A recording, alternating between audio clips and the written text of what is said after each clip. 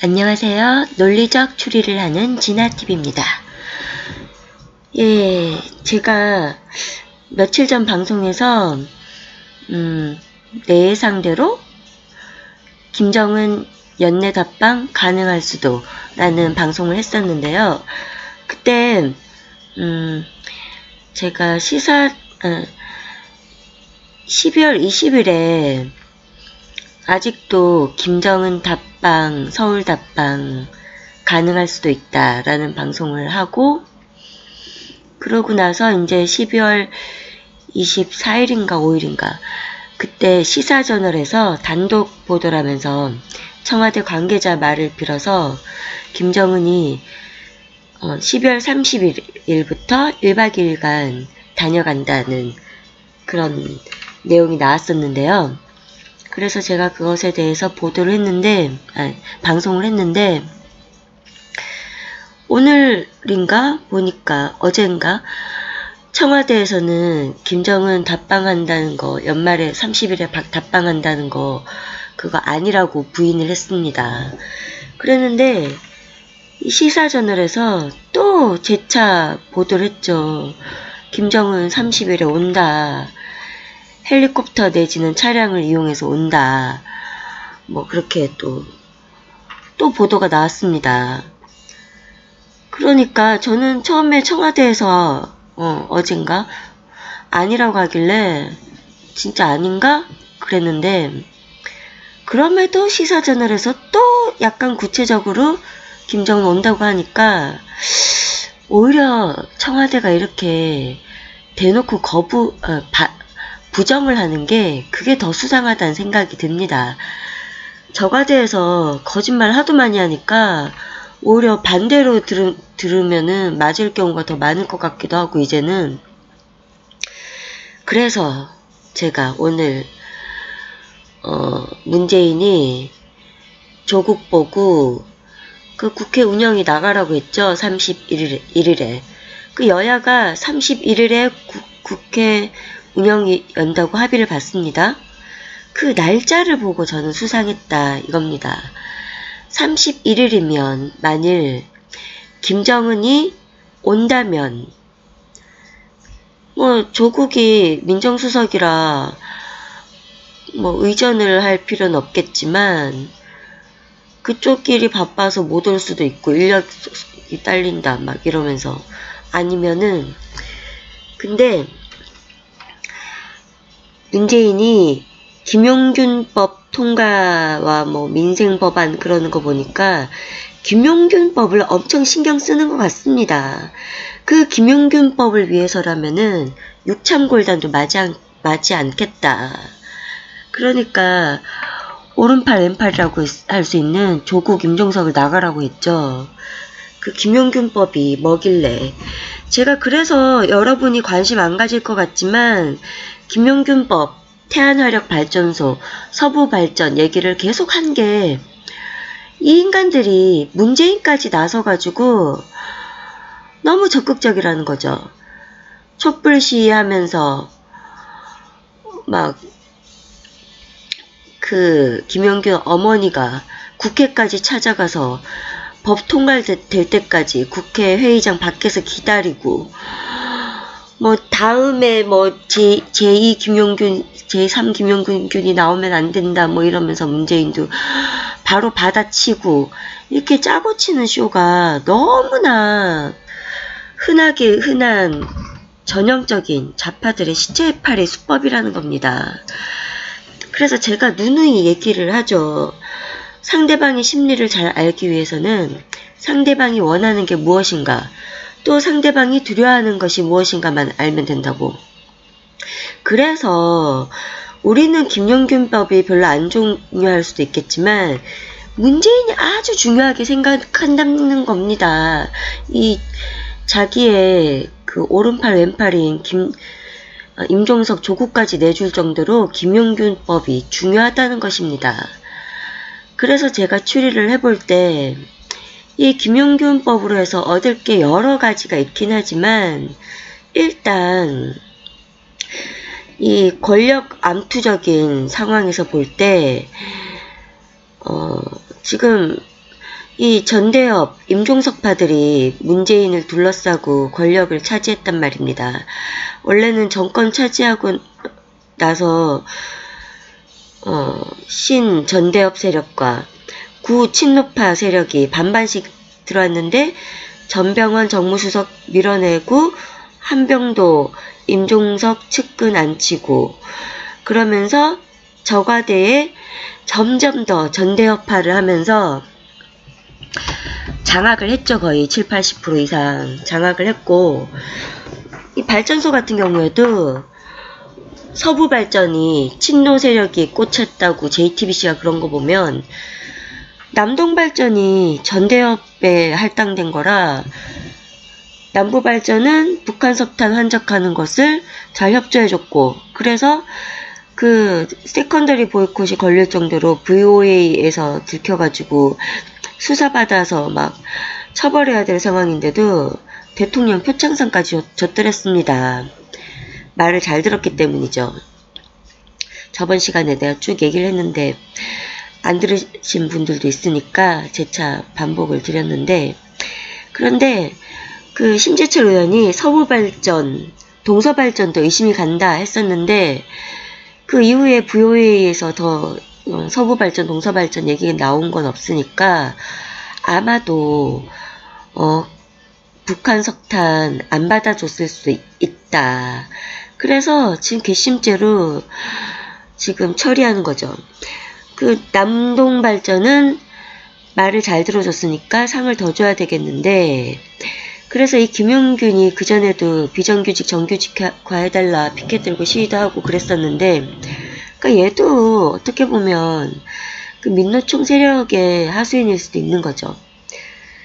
진짜로 사고로 죽은 건지 살해를 당한 건지 모르겠는데 왜 제대로 조사도 안 해보고 바로 사고사라고 하는지 모르겠지만, 그 어머니가 부검 같은 걸 주장하지 않았겠죠. 이렇게 국회까지 찾아가가지고 난리를 떠는 거 보면 그 어머니도 같은 패거리 안에 있는 사람일 수도 있지 않나. 저는 거의 그렇게 좀 의심이 됩니다.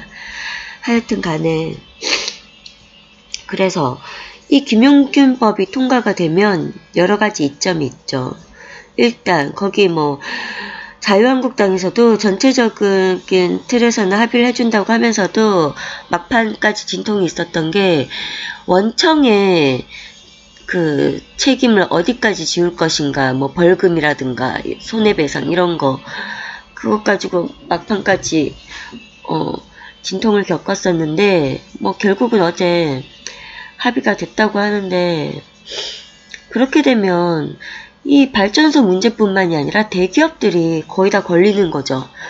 그러니까 참여연대, 뭐 뉴스타파, 뭐 민노총 이런데 좋은 뜯겨 먹을 수 있는 법안을 만들어준 거죠, 무기를.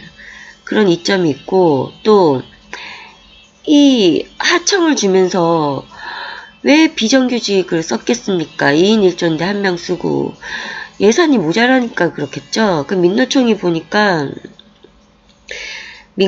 그 발전소 민간화하지 말라 뭐 이런 시위도 했던데, 이게 민간화를 안 하고 공기업화를 해야지 아무래도 정부 예산을 많이 내릴 수가 있겠죠.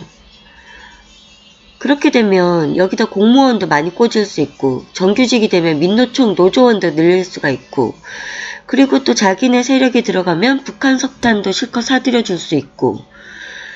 근데 북한에 그냥 돈을 퍼주면 될 텐데 뭐 굳이 석탄 사면서 이렇게 돈을 주냐, 그렇게 생각할 수도 있는데, 그냥 맨 세금을 주면 예산에 펑크가 나겠죠. 그런데 어차피 내려진 세금으로 써야 될 석탄을 사는데 쓴다, 이러면 괜찮게 되니까 좌파들은 항상 그런 식으로 이용해왔습니다. 그러니까 어떤 법을 만들라, 막 무슨 사건을 일으켜서 시위를 해서 법을 만들어가지고 예산을 받게끔 하면 그 예산으로 좌파들 활동비를 만들어 썼죠. 그런 식이라는 겁니다, 이것도. 그런데다가 김용균법에 의한 이득을 봐야 되는데 말 안 들은 서부 발전에 친노 세력은 배제하겠다 이거죠. 그러니까 시민단체가 막 그 김용균 사망을 갖다가 사고 산데도 세월호 7시간처럼 뭐 대통령의 책임을 묻는 것처럼 어처구니 없이 서부 발전 대표를 살인방조죄로 고소를 하고 고발을 하고, 그리고 또 사람들이 거의 기억 못하겠지만 스쳐 지나간 뉴스들 중에 이런 게 있었습니다. 그 김용균 사고사를 태안화력발전소에서 처음에 은폐하려 했다 이렇게 나오더니 뭐 증거도 없으니까 그렇게 나오고는 치우고 또 조금 있다가는 그러고도 김용균 죽었는데도 옆에 뭐 가동 라인이 계속 가동됐다 그러면서 또 조금 있다가는 태안화력발전소 가동 멈춰라. 아니 사람이 사고 난 거랑 원래 본업인 일을 하는 거랑 그게 무슨 상관입니까? 특히 발전소라는 것은 정해진 전기를 생산해야 그 지역 주민들이 사용을 할 수 있는 거겠죠. 산업체나. 그런 식으로 이 업체에 대한 공격이 들어간다는 거죠. 이 업체에 대한 공격은 곧 대표한테로 들어갈 거고, 대표 바뀌고 뭐 이사들 바뀌고 이러면서 임종석파 심고 민노총 심고 공무원 노조 심고 이런 식으로 된다는 거죠. 그리고 또 하나 얘네들이 엄청 미는 거 유치원 3법, 그것도 얘네들이 엄청 밀 때는 얘네들이 원한다는 거죠. 그러니까 거기도 정교조 엄청 꽂을 수 있다는 겁니다. 정교조 공무원을. 유치원 엄청 편한데 일찍 마치고 방학도 있고 어린애들 사회주의 같은 거, 북한 찬양 같은 거 세뇌시킬 수도 있고. 그런데다가 이번에 사립유치원을 갖다가 사립유치원이 거의 망할 지경 되면 국가에서 싸게 매입해주겠다 이런 식으로 해서 뺏게 되면, 왜 당장 국영화를 하려면은 시설이 있어야 되죠. 멀쩡한 새 건물 사서 시설 뭐 꾸미고 하면 돈이 너무 들고 시간이 드니까 원래 있던 시설들 싸게 매입하면 제일 좋죠. 그래서 이렇게 강제적으로 뺏는 게, 이런 것도 다 사회주의 국유화 그런 거 아니겠습니까? 이런 식으로 한번 익숙해지면은 나중에 다른 산업 쪽에도 이런 식으로 다 뺏을 수 있는 출로가 생긴다는 겁니다. 그래서 위험한데 얘네들이 그렇게 목매달고 열심히 하고 싶어 하면은 하지 말아야 되는 겁니다. 일단 그런 촉을 가지고 우리가 그 부분에서부터 얘네들이 얻는 이익이 뭔가 그걸 파악을 하면서 따라가다 보면은 추리를 할 수가 있는 겁니다. 그래서 그 범죄에는 범행 동기라는 것이 있죠. 그러다 보니까 박근혜 대통령 이제 와서 보면은 범행 동기가 없죠. 사익을 하나도 안 취했으니까.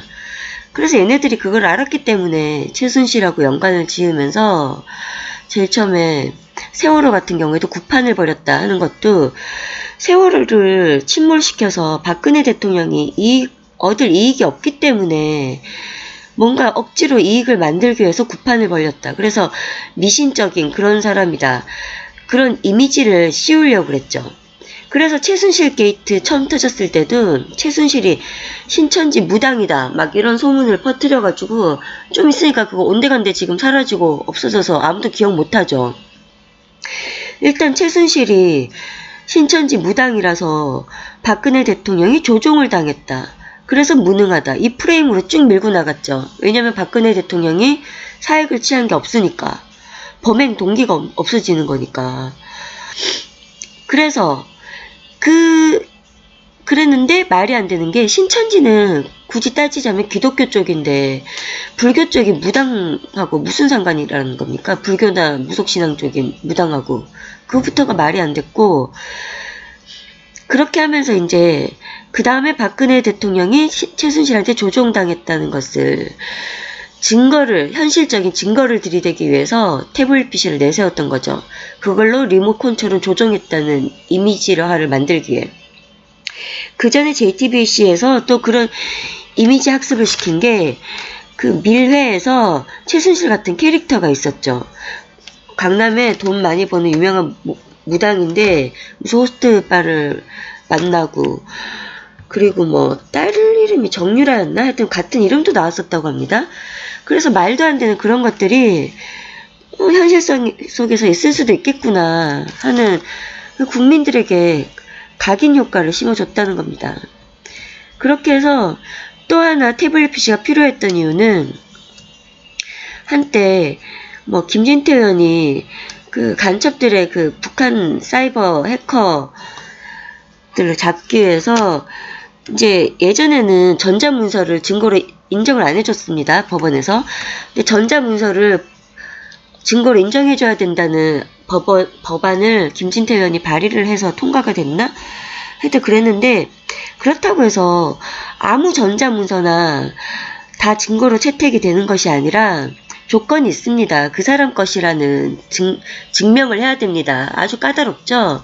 그랬기 때문에 손석희가 처음에 PC라고 하면서 데스크탑 모니터를 보여주면서 문서들을 쭉 보여줬는데, 아마 제 추측으로는 그게 김한수의 그 태블릿 PC에서 빼냈던 자료가 아닌가 하는데, 그것도 그 보여줬었는데, 왜냐면 어차피 그 태블릿이라는 것도 김한수 명의이기 때문에 최순실 것이라고 법적으로 특정할 수가 없는 것이죠.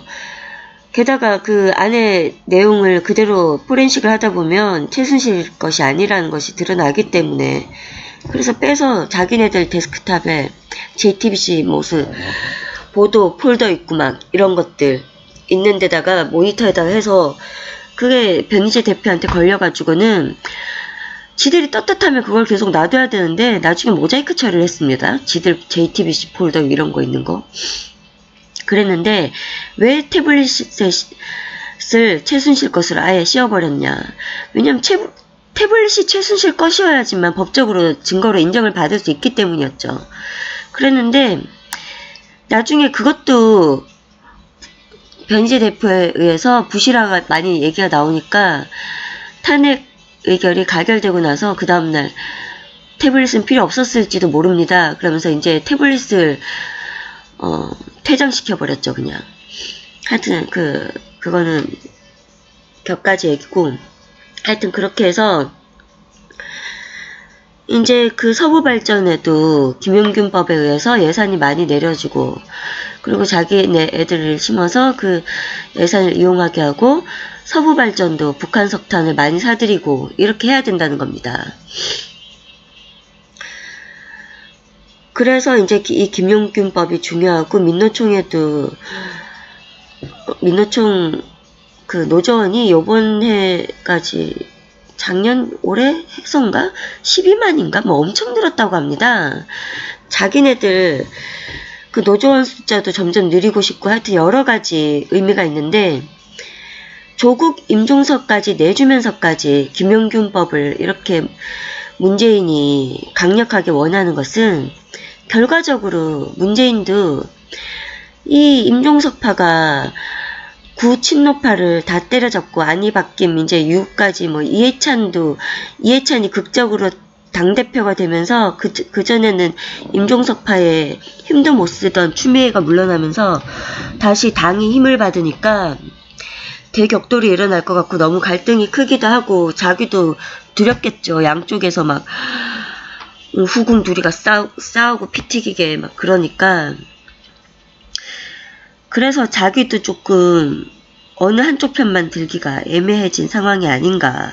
게다가 유시민까지 이제 등장을 하고 이렇게 되니까, 게다가 또 김태우 사건 있으면서 꼬리 자르기를 할 필요가 있다.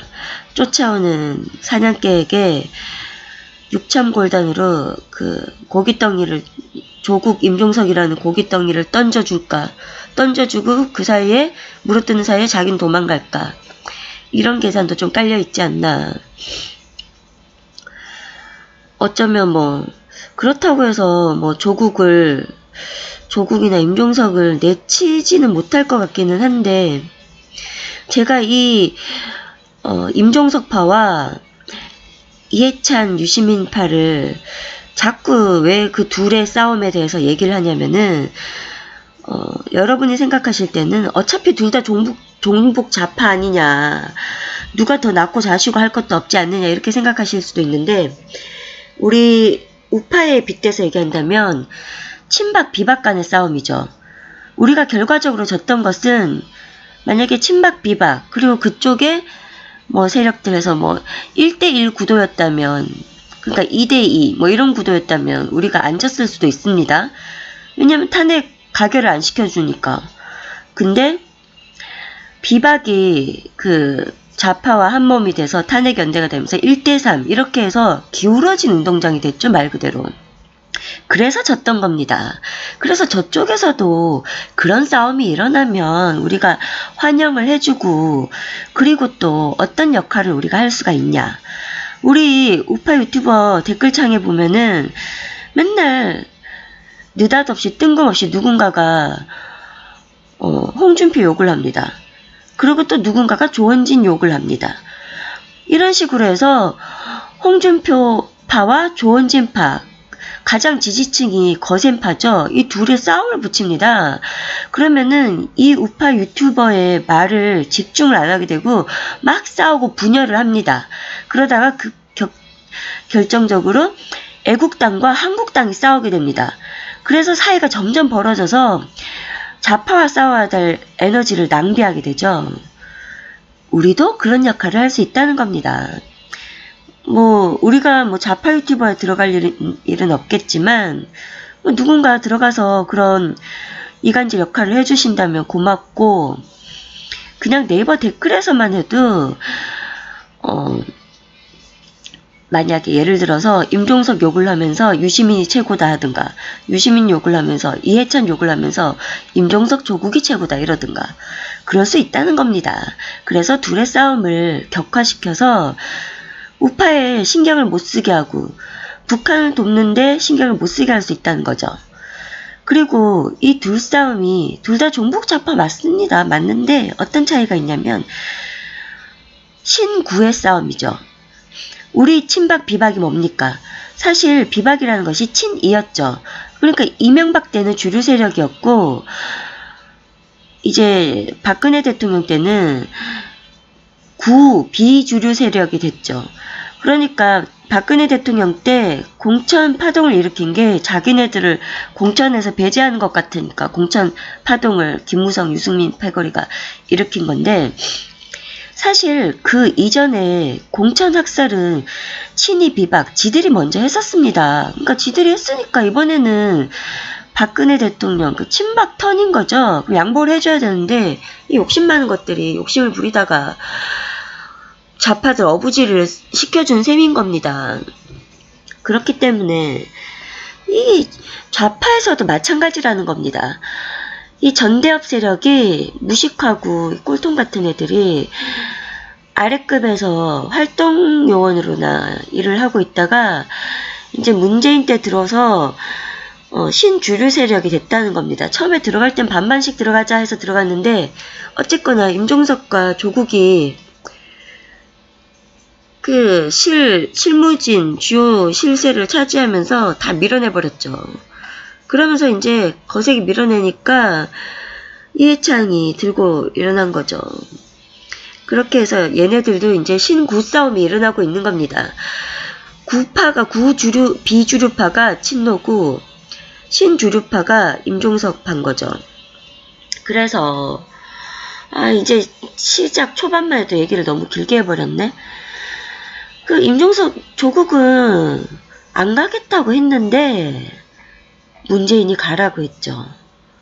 그러니까 그 조국과 임종석 조국파와 문재인파에도 약간 균열이 생겼다 이건데, 균열이냐 쇼냐 이거죠. 만약에 쇼라면 북한 김정은이 올 수도 있기 때문에, 김정은이 오게 되면 그래도 국회 운영이 합의한 거 하겠다 해서 했을 때 사람들의 국민들의 시선을 못 받겠죠. 그러니까 어떻게 되든 그냥 지나갈 거란 말입니다. 그러니까 조국이 난타전을 당해도 임종석도 나가라고 했죠. 임종석이 투쟁력이 더 좋으니까. 시선도 못 받고 그런 상태에서 일단 조국 임종석을 내보내줬으니까 한국당도 야당들도 양보를 뭔가 해야 되는 거죠. 그러면서 이제 김용균법, 유치원 3법 내놔라 이렇게 하겠다는 겁니다. 그러니까 문재인까지 조국 임종석 내놨으니까 너네도 김용균법, 유치원 3법 내놔라 이런 육참골단을 한 거죠. 했는데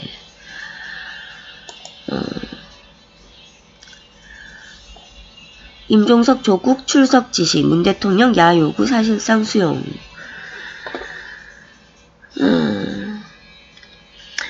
그래서 어떻게 보면은 이게 김태우 사건도 있기 때문에 김태우 사건을 조국 문재인에게 뒤집어 씌운다면은 적어도 둘 중 하나는 사퇴를 시켜야 될 텐데, 그래서 제가 육참골단이라고 하는 거죠. 아마 처음부터 둘 다 한국당도 빼먹을 수 있다고 기대하지는 못할 거고, 조국 정도로 해서 김태우 사건을 무마할 수 있다면 조국 정도로. 근데 조국이 물러난다고 해서 김태우가 가만히 있고 한국당이 그만 스톱을 할까요? 어쩌면 더 탄력받아서 더 열심히 할 수도 있죠. 그러니까 지금 문재인은 사면 초과입니다. 김태우 사건에 지지율 떨어져, 경제 나빠져.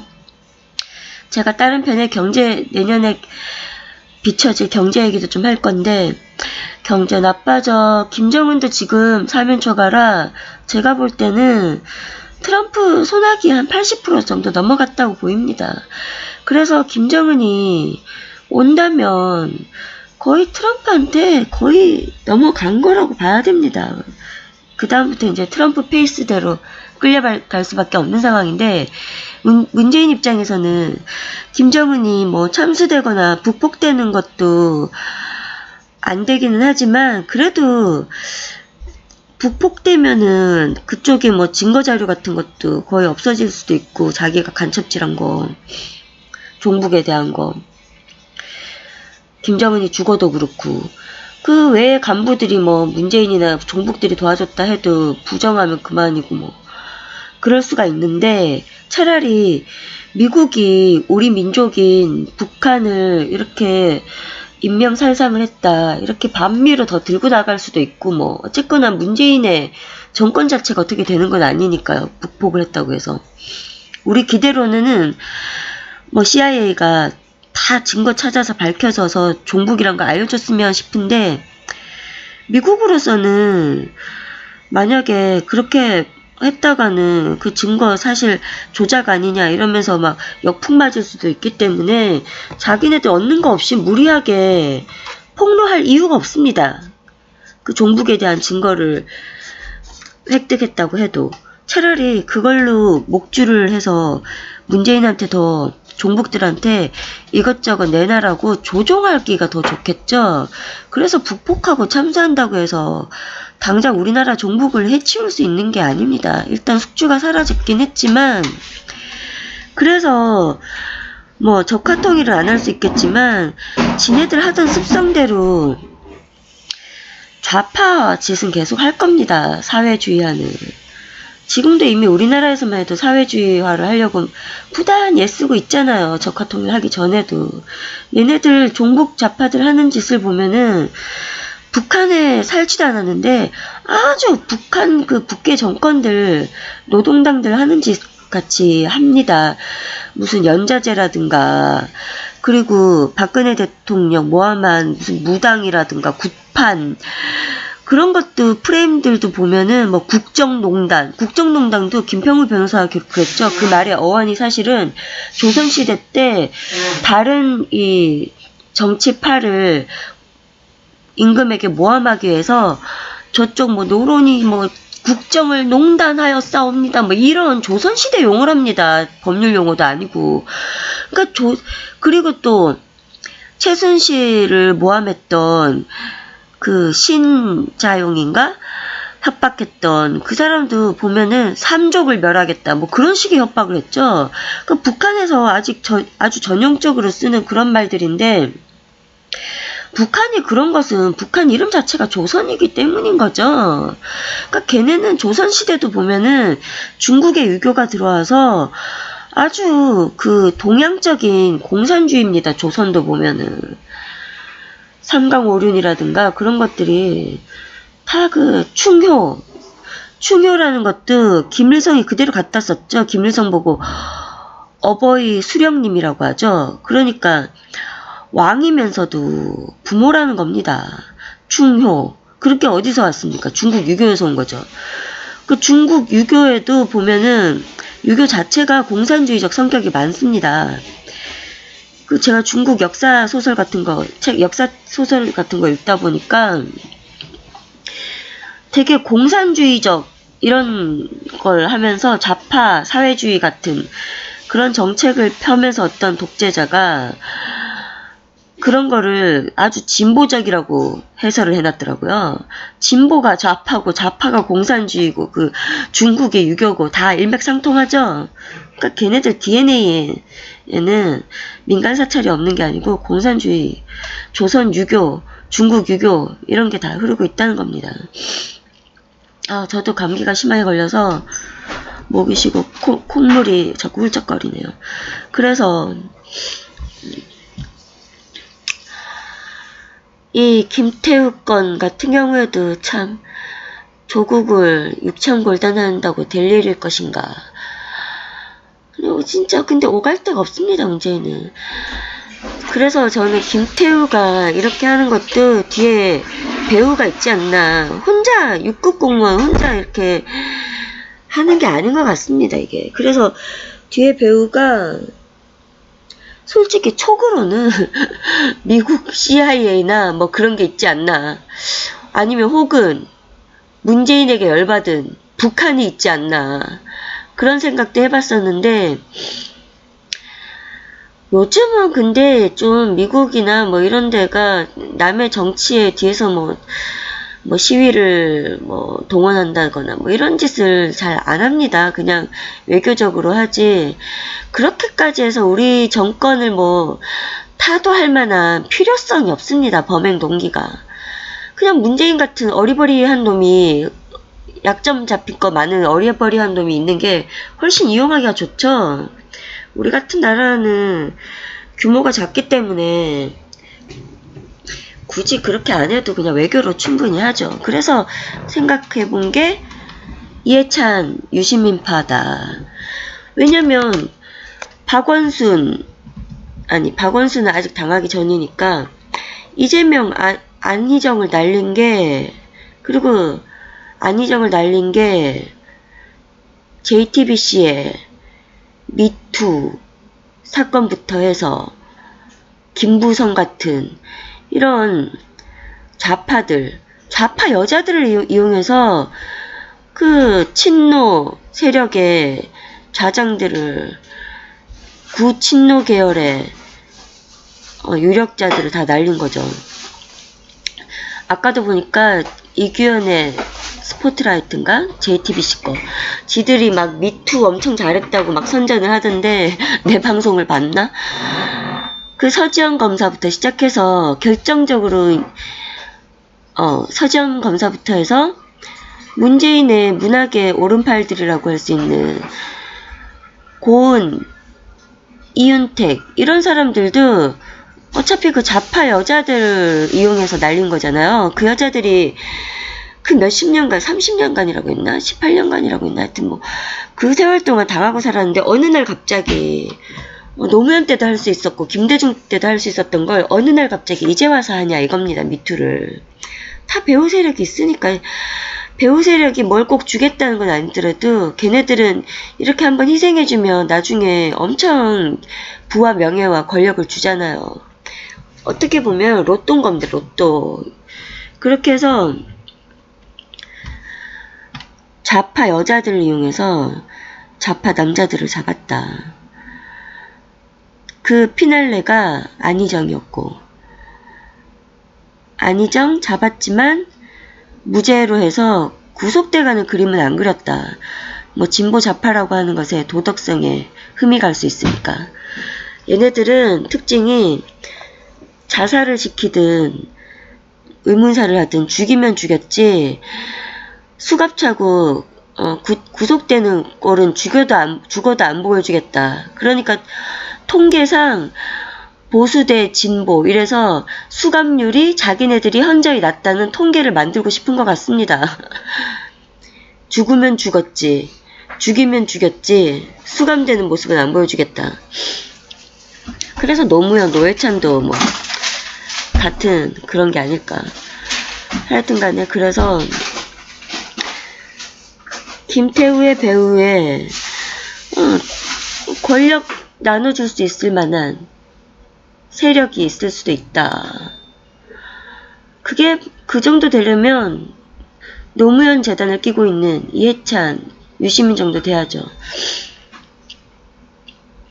그 김태우가 왜 우파 쪽이나 미국 쪽은 아니라고 생각하냐면 그 박근혜 정권에서 부정청탁으로 뭐 국가보조금 이런 거를 받아먹은 그런 어버이연합 같은 시민단체에 대한 조사는 민간사찰이 아니라 적절한 것이다, 적법한 것이다 이렇게 얘기를 했던 겁니다. 김태우가. 그런 걸 볼 때 좌파, 그러니까 우파는 아니라는 겁니다. 우파 쪽은. 그리고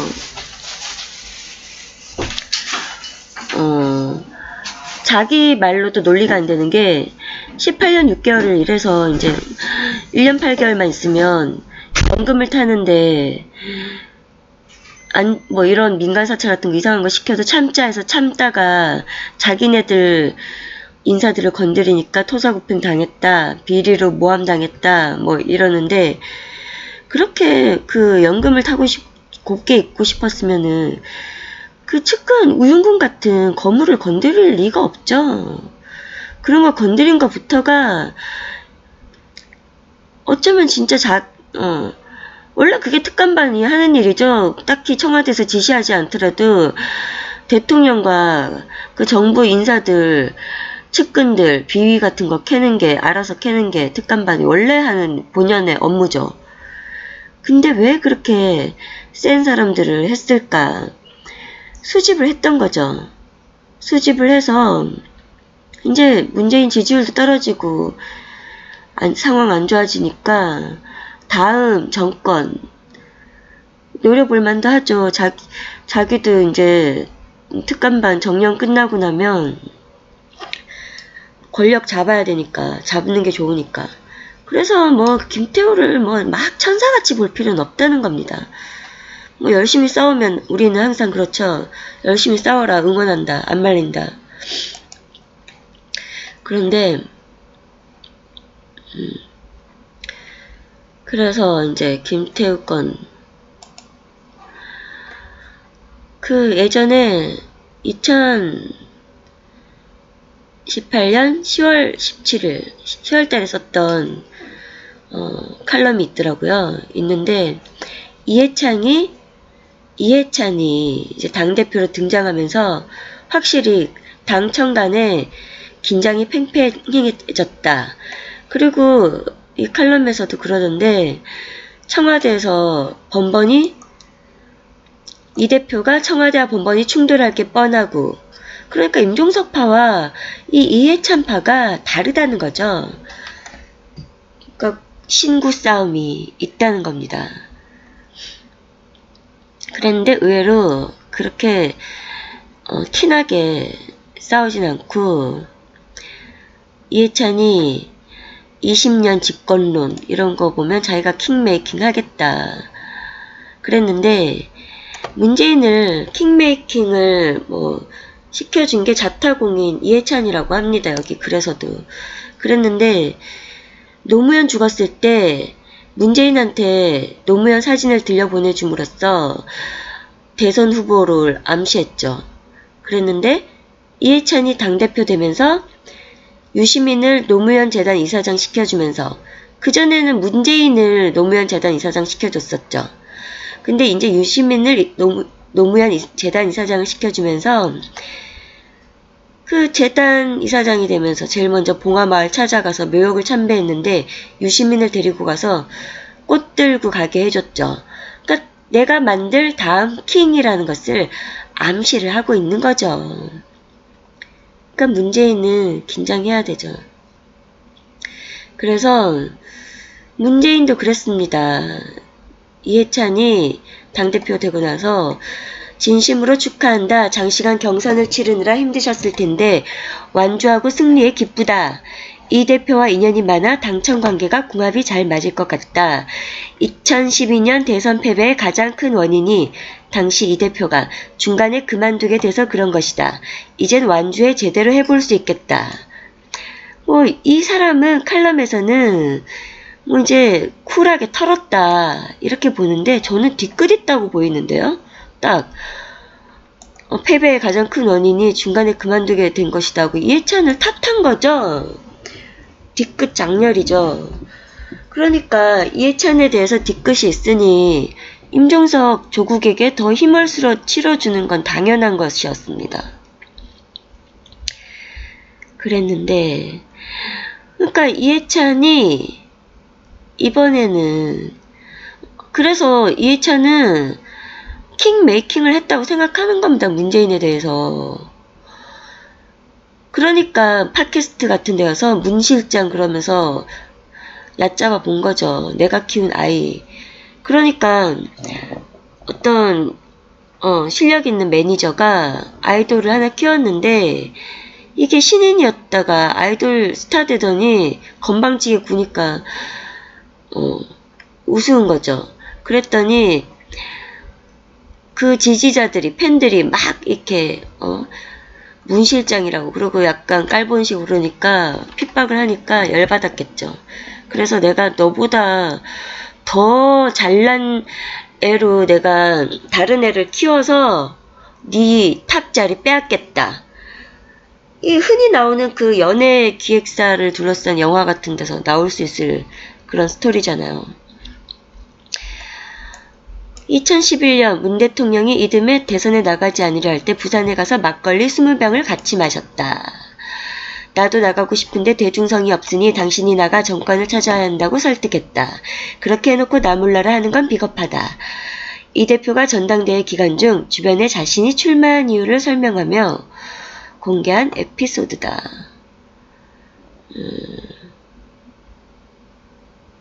그러니까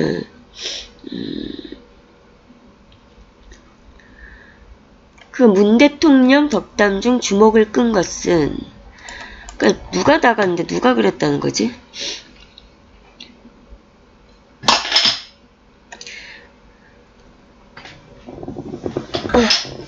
그래서 이렇게 서로 노무현 재단 이사장직을 주거니 받거니 하면서 참여정부 가치를 버텨낸 양대축이 두 사람, 대통령으로선 이 과정을 통해 다져진 이 대표에 대한 신뢰가. 그러니까 같은 급으로 생각하는 겁니다. 그 이해찬은. 어쩌면 자기가 나가고 싶을 수도 있겠죠. 사정되면. 그러나 일단 세력은 만들어야 되니까.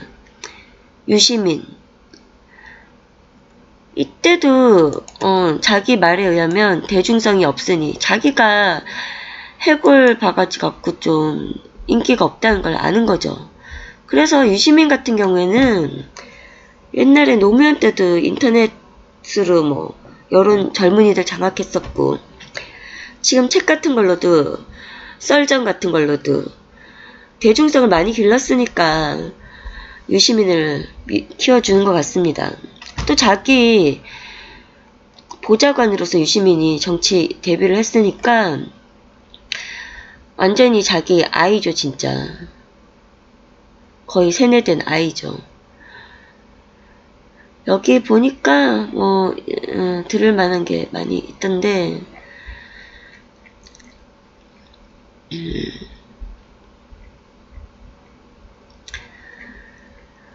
이렇게 해서 우리 혜찬이가 달라졌어요.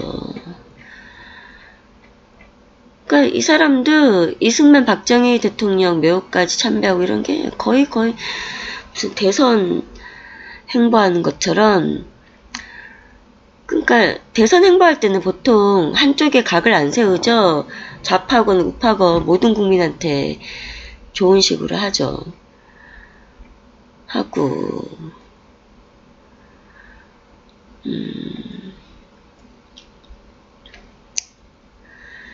임종석 정치 복귀 시나리오와 친노의 선택 여기도 나오죠. 그러니까 임종석하고 이 구친노 대립관계라는 겁니다.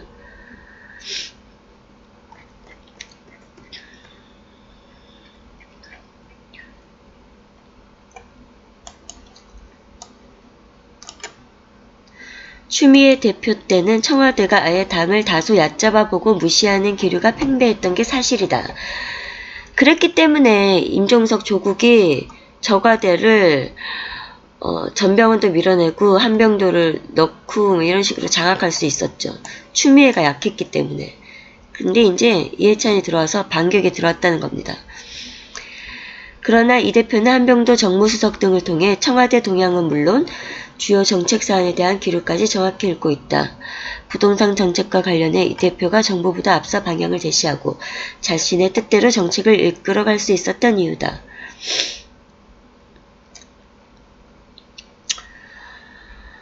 그렇게 해서 뭐 제가 제기한 임종석파와 임종석 조국파와 신주류파와 이해찬 유시민 구비주류파의 대결 구도는 여기저기 많이 나옵니다. 제가 상상을 하는 것이 헛된 상상을 하는 것이 아니고 여기저기서도 많이 나오고 있고 그전엔 추미애가 제대로 못해줬지만 이제 이해찬이 나왔기 때문에 대격돌이 일어날 것이고 김태우가 바로 얘네들을 그동안 임종석 조국파가 이재명, 김경수, 안희정 잡고 박원순도 잡으려고 하듯이 이제 이해찬파도 반격에 나왔다는 겁니다. 그러면서 이제 서로 제살 깎아먹기 하고 있죠. 하여튼 우리가 아무리 밖에서 두들기고 싸워도 얘네들은 꿈쩍도 안 합니다. 어차피 언론을 장악했기 때문에. 그렇지만 얘네들 내부 싸움을 잘 지켜보고 이걸 잘 이용해야 된다는 거죠. 그게 더 큽니다. 얘네를 무너뜨리는 것은. 그래서 오늘도 너무 또 길어졌네. 여기까지만 말씀을 드리겠습니다. 감사합니다.